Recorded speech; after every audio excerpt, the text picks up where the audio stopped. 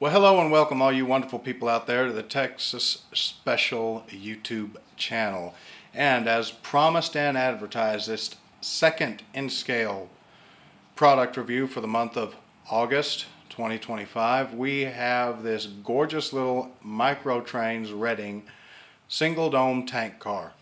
This is modeled after a 8 or 10,000 gallon tank car. I can't remember. If you know which one it is for a fact, feel free to put it in the comments below. This was a purchase from the 2024 Houston area train show in Pearland, Texas, put on by the Houston T-Track Association. I was able to pick this little guy up for about $6 from a private vendor. I'm having trouble remembering the name. Of course, as soon as I'm done filming this, it'll probably pop in my head. So if you're familiar with Microtrains, then you already know how this little case comes open.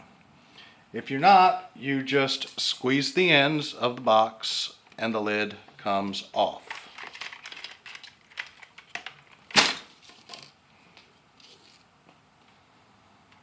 Now you have this little additional piece of plastic packaging here to protect the car from rubbing against the lid of the jewel case, and the car just sits in a little plastic cradle in the box. Now, these cars also come with little itty bitty little in-scale little placards. I'm not going to put those on, but you know, if you buy one of these and you decide to, you have that option. Now, the first thing I notice is that the lettering is very nicely done. All of the weight and capacity information is correct for this car from what my eyes can see. You don't have any hand railings around the dome, which is not necessarily unprototypical or inaccurate. Some of these earlier tank cars did not have anything around the dome. It's just the way it was. The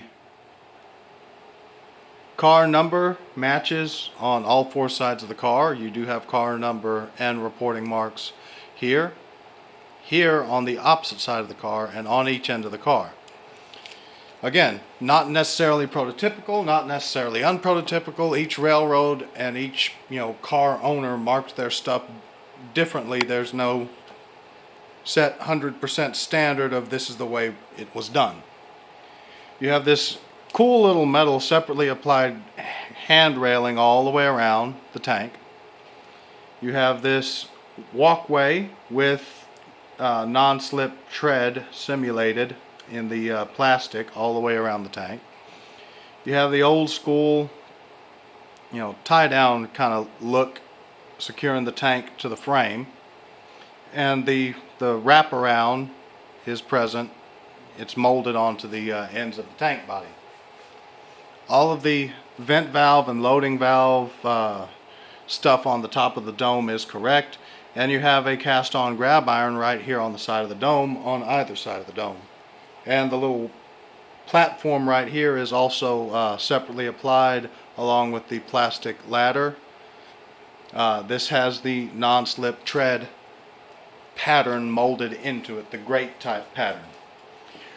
All four corners of the car feature separately applied stirrup steps. If we look at the underside of the car, you see that there is a emergency and service reservoir. You have the air brake piston, and you have the air brake valve. You also have very scant underframe detailing, which there wasn't really a whole lot on the underside of tank cars anyway, simply because there was no floor to support. While we're down here, you can see very clearly the truck-mounted Microtrains operating magnetic knuckle couplers, and of course the free rolling plastic wheels. Excuse me, looking at the B end of this car allows you to see that there are cast on grab irons on either side of the tank, on the lower quadrants of the tank, I guess you could say. You do have a separately applied hand brake wheel There are grab irons here, here, here, and here, separately applied. And you have a spot to mount the placard if you so choose.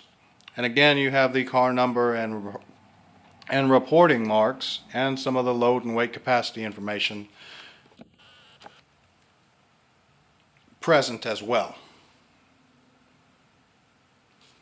On the top of this car, even though I kind of sort of went over it already, we'll take a look. You can see the vent and loading valves are all present, so there it is. This is a really cool little car. For $6, I cannot be mad at all. Even if I paid full price for this car, I couldn't be mad. This is a fantastic little car. It came with the original packaging, the correct label. So for $6, it was a hell of a good buy. I'm going to throw this on the park loop.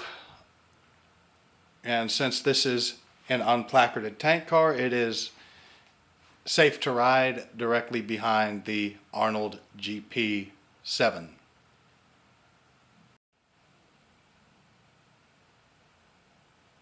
All right, y'all know what time it is. Coupler test time.